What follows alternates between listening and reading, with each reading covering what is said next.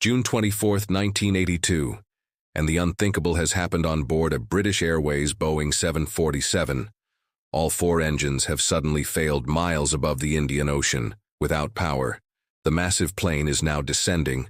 The pilots have mere minutes to restart. The engines, before they and their 261 passengers and crew meet their demise in the ocean below. What follows is an incredible tale of grit, teamwork, and above all, coolness under pressure. And I've invited the captain himself to tell the story. This is the story of British Airways Flight Music 9 on the evening of June 24, 1982. 3 pilots and 12 flight attendants boarded a British Airways Boeing 747 at Kuala Lumpur in Malaysia. Waiting for them on board were 248 passengers, most of whom had got on the aircraft at London's HEO airport almost a day earlier. The journey was a long one for the passengers after leaving London.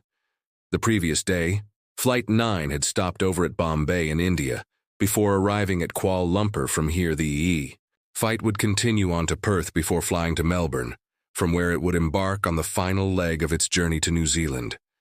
While many of the passengers were already tired from the long flight, the crew who had flown into Kuala Lumpur a few days previously were fresh, and they would need to be, as they stepped on board their gigantic aircraft and headed up to the cockpit. They had no idea that they were about to face the greatest challenge of their entire careers.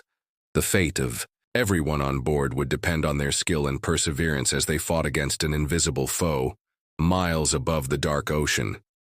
But at least for now, all was normal. In command of the flight was Captain Eric Moody at 41 years old. He was one of British Airways' youngest 747 captains. He had thousands of hours of flying experience under his belt, which he had accumulated in a wide variety of aircraft. And as luck would have it, he had started his career as a glider pilot, something which, much to his surprise, would end up being very useful on this night. Joining him in the cockpit were 32-year-old First Officer Roger Greaves and 40-year-old Flight Engineer Barry Townley Freeman. The flight engineer in particular was highly experienced. He knew the aircraft systems inside out. In fact, he was a training flight engineer who taught new flight engineers how to manage the aircraft systems. In other words, the passengers could not have been in safer hands at A4 to 8 that evening. This huge jet pushed back from the gate at Kuala Lumpur. The passengers settled in for the 5-hour journey to Perth. As it happened, the flight was 30 minutes behind schedule because it had been late arriving in from Bombay on a journey from the UK to New Zealand. A 30-minute delay normally wouldn't mean much to the passengers, but on this night it would end up being fateful. Captain Moody taxied the aircraft out to the runway at Kuala Lumpur. He would be flying the plane on this leg of the journey. The skies were clear and the winds were light. It was perfect weather for flying, but unbeknownst to the crew, right at that moment, trouble was brewing deep inside the Earth's crust, 1,300 kilometers to the southeast of Kumpur. The Glugging volcano on the island of Java had started to erupt. It had begun to eject huge quantities of ash and dust high into the atmosphere and directly into the planned route of Flight 9 at 8. That night, Captain Moody powered up his aircraft's 4 Rolls-Royce engines for takeoff, and the massive jet thundered down the runway. Within moments, the plane was airborne and turned southeast towards Perth. For the first 2 hours or so, everything went to plan. The captain climbed the aircraft to an altitude of 37,000 ft, where it would stay for most of its trip to Australia. The 248 passengers were served dinner, and Manny tried to get some sleep in order to adjust to the new time zone. At their destination, the pilots were served dinner as well, which included a tray of Sada Malaysian specialty as the plane cruised along smoothly at 37,000 ft. The pilots carried out the standard en route checks. They compared their fuel against the amounts listed on the flight plan. They checked that the autopilot was keeping the plane on course, and they made routine radio calls to air traffic control. At one point, Captain Moody got up to use the bathroom. He checked the weather radar before heading out just to make sure there was no weather ahead, and indeed the night sky ahead appeared perfectly clear. But within seconds of him leaving, a strange phenomenon lit up the cockpit. The cockpit windshields were illuminated by what's known as St. Elmo's fire, a phenomenon which occurs when electrically charged particles discharge on the windscreen and other front-facing parts of the aircraft, creating what looked like small lightning strikes. It's a completely harmless phenomenon, and this was far from the first time that the first officer or flight engineer had seen it. But there was something strange about this particular display. Normally, it's only experienced when the plane is flying through or near thunderstorms, but the pilots of Flight 9 could not see anything on their weather radar what could be causing this display. As a precaution, the crew turned down the fast and seatbelt signs and put the engine start switches to continuous ignition. This latter step would ensure that the engines would stay lit, even if they ingested significant amounts of rain or ice. But as the seconds ticked by, the phenomenon kept getting stronger. Before long, it was the most intense St. Elmo fire the crew had ever seen. Awed by the sheer brilliance of the display first, Officer Greaves and Flight Engineer Townley Freeman asked for a flight attendant to get the captain. At that moment, Captain Moody was downstairs chatting to one of the flight attendants. As he made his way back upstairs, he noticed something odd. Here's how he described it in a conversation I had with him for this episode. As I went up the stairs with the circular staircase at the back of and as my eyes got to the level with the floor, I could see this smoke billowing in from around what I call the skirting. It's where the air conditioning air came in. And even more concerningly, it had an unusual smell. And I could smell this acrid electrical burning smell, which at the time was typical of the London tube. The captain was now on high alert, were electrical wires smoldering in the electronics bay beneath the cockpit. An onboard fire is one of the worst things that can happen in aircraft, and they've been responsible for hundreds of passenger fatalities over the years. If there was a fire on board, Moody would have less than 20 minutes to get the plane to an airport. I went on the flight deck expecting them to say that we had smoke or fire in the electronics downstairs, and could they fire the fire extinguisher. But when he came back into the cockpit, what he encountered was not two worried colleagues rushing through fire drills, but rather the most stunning display of St. Elmo's fire he had ever seen. The three men were transfixed by the sight. In front of them, as lightning bolts of all shapes, sizes, and colors flashed up and down their windscreens. The captain got into his seat, strapped himself in, and checked his weather radar. In his experience, St. Elmo's fire only occurred when there were thunderstorms or a high, thin layer of cloud known as cirrus. But after tilting the radar dish up and down, scanning for storms, he could see nothing. This was truly baffling. It appeared as if he had encountered St. Elmo's fire in clear air, turned his head back out to his side window to look at the engines, and shockingly, the same phenomenon appeared to have taken hold of them. They were glowing blue as if lit from within, and not only that, but the leading edge of the wing, too, was lit up like a white-hot knife. First officer Greaves looked back out his window and saw exactly the same thing on his side. But the show wasn't over yet. In fact, it was only just getting started. Within seconds, the St. Elmo's fire on the windscreen had been replaced by an even more dazzling display. It appeared as if thousands of miniature blue tracer bullets were being fired at the windscreen. It was as if the plane was entering warp speed, about to go headlong into another dimension. The pilots were stunned. What on earth could be happening? There was nothing else to indicate that anything was out of the ordinary. There was no shaking or vibration and no strange noises. The whole event was entirely peaceful until at 22:09 that night. Engine number 4. The outboard engine on the right-hand side suddenly failed. Captain Moody immediately called for the engine shutdown checklist, and the flight crew began shutting down the engine. This involved moving the thrust lever to idle, switching the start lever to cut off, which removed the fuel supply, and arming the fire handle in case of an engine fire. An engine failure wasn't exactly a common occurrence, but on a 4-engine plane, like the 747, it was far from alarming. The aircraft was perfectly capable of flying on 3 engines, but the pilots had barely reached the end of the checklist when, without warning, engines 2 and 3 failed as well. Followed immediately after by engine 1, the pilots couldn't believe it all. 4 engines had failed their massive jet carrying 263 passengers, and crew had now become the world's largest glider, and now with every passing minute, it was getting closer and closer to the ocean below. Within a few short seconds, their unusual situation had gone from awe-inspiring to life and death. The fate of everyone on board now depended on whether the pilots could somehow salvage their crippled aircraft before it plunged into the Indian Ocean below. We didn't believe it. It's happening. We just could not believe that all 4 engines were failing. We went through, a whole period of disbelief. It's almost unprecedented for all engines to fail simultaneously. On a passenger jet, for that to happen, it's almost always because the pilots had done something wrong with this. In mind, the captain checked the fuel pumps had he and his crew accidentally set the engines to draw fuel from only one tank, which then ran dry.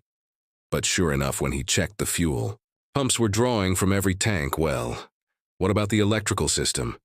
Moody checked the circuit breakers but found no issues there either. Or was it icing at their altitude? It wasn't unthinkable that ice had clogged the engines he turned on. The engine anti-ice system. But it didn't seem to be that either. The 3 crew members were convinced that they had messed up, but they had to force this conviction to the back of their minds now, in a life-and-death fall towards the Indian Ocean. They had one task and one task only: to restart the aircraft's engines. If they couldn't do this, they would come crashing down into the water. Below, in a matter of minutes, the captain told the first officer to declare a M-Day to air traffic control while he and the flight engineer went through the checklist to restart the engines. As they did this, the captain began turning the plane back towards Jakarta.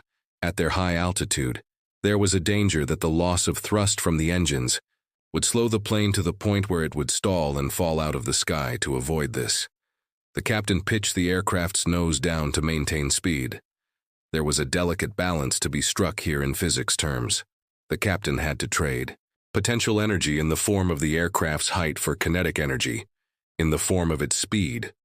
But the most precise flying in the world wouldn't prevent the inevitable. If the other pilots couldn't get the engines restarted without engines, for every 15 kilometers the plane moved forward, it would lose 1 kilometer in altitude from an altitude of 37. UEL00FT. This meant that the pilots could travel about 165 kilometers on the bright side. That was just enough to glide to the nearest airport, which was Jakarta. Or it would have been. Were it not for one important thing between the aircraft and Jakarta, was a massive wall of mountains 3 and 1.2 kilometers high. There was no way the plane would be able to make it over the mountains from its current position. This meant that if the pilots couldn't get the engine started, they would have to do the unthinkable. They would have to turn around and ditch their fully loaded 747 on the ocean. At night, they knew well that this meant almost certain death for everyone on board. The pressure they were under was tremendous, and though they didn't know it yet, the worst was still ahead of them. For some reason, the first officer was unable to get his message through to air traffic control over the radio. He tried again and again, but the controller seemed completely unable to understand him. The controller seemed to think that the number 4 engine had failed, the rightmost engine, when what the first officer was telling him was that all 4 engines had failed. For one thing, there was an element of sheer disbelief on the part of the controller. All 4 engines don't just fail on a modern passenger jet. But it wasn't just that. Unbeknownst to the crew or anybody else, Flight 9 had flown directly into an ash cloud thrown up by the Mount Glugging volcano on the island of Java. The light show the pilots were seeing on their windshields was a result of static electricity discharging from the dry ash as the plane flew through it at almost 1.0 km/h. Incredibly, this had created a kind of electronic cocoon around the aircraft, garbling any radio signals being sent or received by the pilots. This made it extremely difficult for the controller to make out what the pilots were saying. But miraculously, a few dozen miles behind Flight 9 was a Singapore Airlines Boeing 747. On the same route, the pilots of that flight could hear the first officer more clearly, and they relayed his messages to Jakarta Air Traffic Control. Finally, the gravity of the crew situation was understood by those on the ground, not wanting to get caught up in the same situation. The pilots of the Singapore Airlines flight turned around in the cockpit of British Airways Flight 9. The pilots were on their own, as if their situation wasn't already strange enough. What was happening to their plane did not match up with what they had practiced in the simulator. For one thing, the lights were on in the cockpit, despite the near-total loss of electrical power. In addition to this, some systems were working which were not supposed to be working, while others which were supposed to be working weren't. We were like a bar magnet going through the ether. We were making our own electronic field around. Use, our B magnet field, in fact, that accounted for it, holding in, I think, some relays that should have collapsed, and otherwise vice versa, so I think that we had electronics not working that should have been working because the relays had collapsed. Vice versa, we had certain things that were working that shouldn't have been working because relays were held in. Strangely, one of the systems which was working was the autopilot. This was a tremendous help to the pilots. With the autopilot engaged, the captain was free to help his colleagues with the engine relights in the passenger cabin. The passengers were terrified. The comforting hum of the engines had been replaced by an eerie silence as the plane descended towards the ocean below. Wisps of ACD electrical smoke began pouring into the cabin, stinging the eyes of the passengers and causing some to cough upstairs. The passengers in the first-class cabin just behind the pilots were mostly asleep. But in the cockpit, this smoke, which, under normal circumstances, would itself be caused for extreme concern, was not even on the pilots' minds. They had a far more immediate danger to contend with.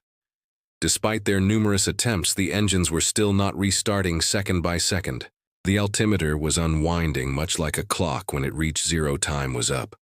The pilots couldn't add any time to this clock, but they could cram in as many engine restart attempts as they could in the time they had left. However, the checklist for restarting the engines was long and convoluted. If they followed each step, they would only get a few attempts to restart the engines before hitting the water.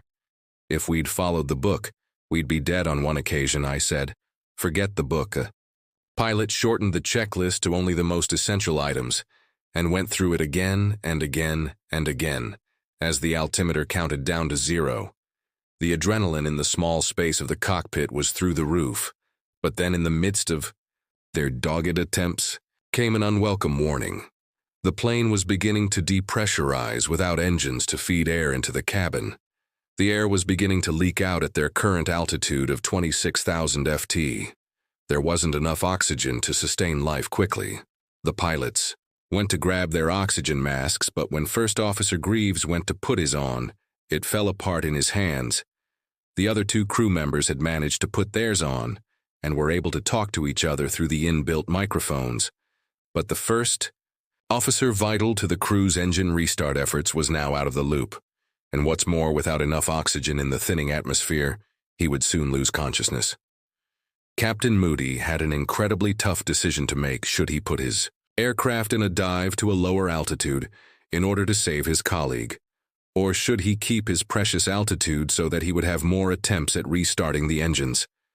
The captain and flight engineer discussed their options and came to a decision. I got a recollection that my engineer agreed that we got down to 20. 000 ft, we could all take our oxygen masks off. And then we were back as a crew, so it was decided. The captain was going to make a risky bargain, was either stupid or brave, one or the other. He was going to trade precious altitude for the use of his first officer. He pulled the speed brake handle and pushed the nose of the aircraft down. The passengers' stomachs went up into their mouths as the plane entered its dive. The whole aircraft rumbled and shook as the speed brakes disrupted the smooth flow of air over the wings. This was a dramatic maneuver, and was all thing done, so that the first officer could be brought back into the team in the cockpit. The checklist for this rapid descent called for the pilots to extend the landing. But again, Moody decided to do away with the checklist. He knew that if he were to put the aircraft down in the ocean, extended landing gear would cause the plane to dig into the water, tearing it apart within just 1 minute. The plane had lost a whopping 6,000 ft now at 20,000 ft. Captain Moody stole the speed brakes and reduced the plane's rate of descent incredibly. During the dive, under immense pressure and looming hypoxia, the first officer had managed to reassemble his oxygen mask. The three men were now back as a team, but now at their much lower altitude of 20,000 ft. Their efforts to restart the engines took on a new level of urgency. But as if this wasn't bad enough, the captain now noticed a new complication. His airspeed indicator said that the plane was flying at 270 knots, while the first officer's said that it was flying at 320 knots. This difference was vitally important in order for the engines to restart. The plane needed to be flying at between 250 knots and 270 knots outside of this narrow window, and it just wouldn't happen. So, again, the captain was faced with a tough decision. Which instrument should he believe if he made the wrong call? The engines might not restart. He decided that rather than taking a wild guess as to which one was accurate, he should hedge his bets by varying the pitch of the aircraft up and down. He would be able to vary its speed. Spending some time in the correct speed window according to his instruments, and some time in the correct speed window according to the first officer instruments, he was hoping that at some point his colleagues would manage to get the engines going as he was passing through the correct speed window. But as the pilots tried restarting the engines, the passengers were treated to a horrifying sight. Bright tendril of flame began shooting back from the engines. The inside of the cabin was being lit up red and orange as hot flames rushed by outside. It was like something out of a nightmare. Not only was the plane hurtling towards the ocean as the cabin filled with smoke, but now its engines were on fire. Some passengers screamed. Others began writing notes to loved ones, hoping that they would be discovered after the plane had crashed. The pilots weren't aware of this fire, but if they had been, it wouldn't have bothered them all that much. Part of the procedure for restarting the engines required naturally enough that fuel be fed into them and ignited under normal circumstances. This ignition would take place inside the engine, but with the engines failed, all of this fuel was streaking back from them and being ignited outside the engine, causing the massive jets of flame. At this point, the captain decided to address the passengers to try to put them at ease. His words would go down as one of the best examples of understatement in the history of aviation. Ladies and gentlemen, this is your captain speaking. We have a small problem. All 4 engines have stopped. We are doing our damnedest to get them going again. I trust you're not in too much distress at the end of this message. He also asked the chief flight attendant to come to the cockpit in British Airways. This was code for the flight attendants to prepare the cabin for a crash landing or a ditching in the water. The head flight attendant rushed up to the cockpit and Captain Moody briefed him on preparing the cabin for a ditching in the ocean. But the flight attendant was unable to understand Moody through his oxygen mask. He figured that rather than asking him to repeat himself in what was clearly an inopportune moment, he would be best to leave the pilots to it and get back to preparing the cabin. The pilots have tried restarting the engines well over a dozen times now, and still there were no signs of life. They had to make a tough decision looming in. The darkness ahead of them was a towering mountain range. On the other side of it lay the airport without engines. They wouldn't be able to clear the mountains, so Captain Moody gave the crew an ultimatum if they weren't able to get the engines restarted by the time the plane had reached 12:00 FT, they would turn around and ditch the plane in the ocean at night with no way to see the ocean coming up to meet them. It would be nearly impossible for the pilots to make a ditching survivable below them. Truly lay the abyss. But even given how hopeless the situation looked, the pilots pushed on relentless in their efforts to restart the engines. We were all bloody-minded people. My granny brought me up to believe that in the English language there's no such word as can't. You're a can-do boy, so I wasn't going to give up. The other 2 were from the North Country, and they don't give up in anything. And the engineer was a training engineer, and the first officer was a very, very competent North Country lad. Even though the checklist disallowed it, the captain decided to try to restart engine number 4 as well. When they had first shut it down, they had armed the fire handle in case there was an engine fire. After doing this, it is not allowed to try to restart the engine, but in their situation, no procedure took precedence over restarting the engines after all. If they were only going to get one of their engines restarted, there was a 25% chance that it would be engine number 4. The plane was now approaching 12:00 FT, the altitude at which the pilots had decided they would turn around and ditch by if they hadn't got the engines restarted. Then all of a sudden, after countless attempts, engine number 4 roared back to life. The pilots were overjoyed. Captain Moody pushed the engine to maximum thrust, enabling him to stretch the plane's glide that much further. But one engine would not be enough for them to clear the mountain range. The pilots needed at least one more. The seconds ticked on as the crew buoyed by their success with engine number 4, continued their efforts on the other 3 engines. 30 heart-pounding seconds later, engine 3 came back online. Now the crew were in with a real chance. About a minute after that, the other 2 engines would back to life, pushing the pilots into their seats as they powered up the crew. We're now in the words of the first officer back in business. The first officer radioed air traffic control, telling them that they had managed to restart all 4 engines, and the captain informed the passengers just minutes away from impacting the ocean disaster had been averted. But their ordeal wasn't over yet. The crew still had no idea what had just happened. They didn't know why the engines had failed, nor did they know why they had restarted. They were terrified that at any minute the engines would fail again, so they had one priority: to put some distance between themselves and the sea below. Jakarta Control cleared the flight up to 15. UU-0 and Captain Moody put the aircraft into a climb. But as the plane reached 15,000 FT, the St. Elmo's fire reappeared. The pilots weren't going to take any chances this time once we got back up to 15,000 FT. I did say right, there's something happening here, lads. Let's get out of this. It was fairly obvious there was something happening outside that was causing our air lane not to behave properly. The captain immediately began descending, but as he descended, engine 2, the inner engine, on the left-hand side, began shaking violently. Number 2 engine began to surge, and I've never heard a violent surge like it. It rocked the airplane. It was a big boom, and it rocked the airplane like mad, such that I felt it might throw itself off the wing. This vibration was so strong that the captain decided to shut down the engine.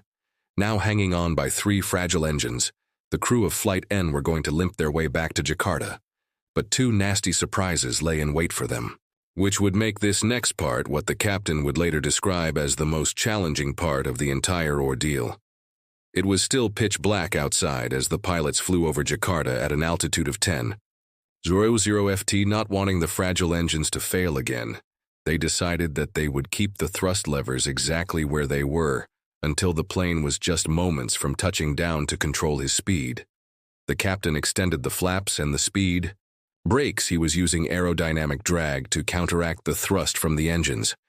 But as the crew flew over the city and prepared for their approach, air traffic control gave them some bad news. The glide slope at the airport wasn't working. The glide slope is one of the 2 components of the instrument landing system, the other being the localizer. It gives the crew precise vertical guidance down to the runway. Without it, the pilots' jobs were about to get a lot busier. The first officer would have to quickly couple together a virtual glide slope telling the captain what height he should be at different distances from the runway. Ordinarily, this wouldn't have been too big of a deal, as it was a perfectly clear night, and the pilots would be able to see the runway from miles away.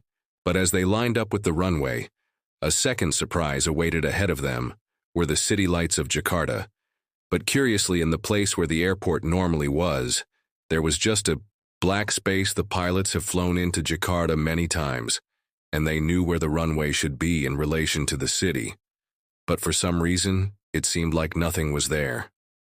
The first officer called the tower and asked them to turn the runway lights up, and sure enough, a few seconds later, the airport appeared right where they expected it to be. But there was still something odd. It appeared as if the whole city was shrouded in mist. The weather forecast was for it to be perfectly clear outside. What could be causing this? The pilots tried the windscreen wipers, but they had no effect. They then wiped down the windshields themselves in case condensation had formed on them. But still, the view out the window was blurry. They couldn't make out any level of detail, just smudges of light. Then the captain noticed that there was a sliver of clarity running up the left-hand side of his windshield. Through it, he could see the runway perfectly. This was really strange, but he wasn't going to waste any time figuring out what was causing it. He needed to get on the ground as soon as possible, before anything else went wrong with his aircraft. He scooted over in his seat, leaning against the left window post so that he could get clear view of the runway. It was a delicate operation with the captain leaning against the window post, making small adjustments to pitch and power as the first officer guided him in providing altitudes and speeds, then passing over the runway threshold. The captain pulled the Engines to idle. The first officer counted down the plane's altitude: 50, 40, 30, 20, 10, touchdown. The captain eased on the brakes and let the nose wheel fall onto the runway. The passengers erupted in applause. They had just survived one of the most horrifying ordeals ever experienced on board a passenger aircraft. The pilots, too, were massively relieved, but they were still flued. What on earth could have caused this bizarre quadruple engine failure when we landed? And we got towed in. I went downstairs while we were waiting to be towed in, and I sat on a table in the first class on my hands. And when the tug came, I went back upstairs to sit in my seat, and I looked at my hands, and they were black. And the flight engineer, Barry, said, "I reckon that's volcanic dust." And I said, "Don't be bloody Darth, where did that come from?" That was the first mention of a volcano, but it was a throwaway line. Then we'd been on the ground a couple of hours, and we were sat in the first class when a French crew base locally came on board, and the sea captain said, after we'd been talking a bit, and we told him what had happened, he said, "I think I've flown into a volcano," and he said, "One's been erupting down the coast or since April." Well, that put the warning bells in our mind ringing, because that should have been notum. So Barry, Roger, the first officer, ran back upstairs, got our paperwork, and devoured everything in it. And he said there's no mention of a volcanic eruption in there, so I said, "Keep that. That's our evidence." And that was the second time. And the third time, the next day, we went back to do various things and to look at the airplane in daylight, and I was stood under one of the engines, when a chat came up to me and said, "Hello, my name is S. I'm a Rolls-Royce rep out here doing something with a Garuda." Right at the end of our conversation, he said to me, "I reckon you flew into a volcano." He said, "So, don't worry. There was an eruption last night and you got caught in it." I said, "Well, let's hope it's something like that, because we don't know what we did anyway." The next morning when I got up, there was an English paper under the door, a local English paper, and the headline was Mount Glugging Downs Jumbo. So it was really 48 hours afterwards I learned this volcanic ash encounter had enormous consequences for the world of aviation. Most importantly, it led to the development of the VAACCs, or Volcanic Ash Advisory Centers. There are now 9 of these centers set up covering the entirety of the world's airspace. Their sole purpose is to monitor volcanic activity and send out warnings to aviation authorities when volcanic ash clouds pose a threat to air travel. If you think back to 2010, when a volcano erupted in Iceland, shutting down most of Europe's airspace, you can see how effective these centers have been at preventing similar incidents from happening again. I'll give Captain Moody the last word for a final reflection on this incident. The only thing that I regret is that my first officer and my flight engineer did not get a medal from the Queen. I think that was quite remiss of British Airways management, and to not honor them well. That was quite the story. If you'd like to watch my full interview with Captain Moody, I've put that on the Patreon, and you can join all of these people here watching it now. Or if you'd like to binge watch more videos, there's a perfectly good playlist just up here. Thanks again for watching, and I'll see you soon for the next episode.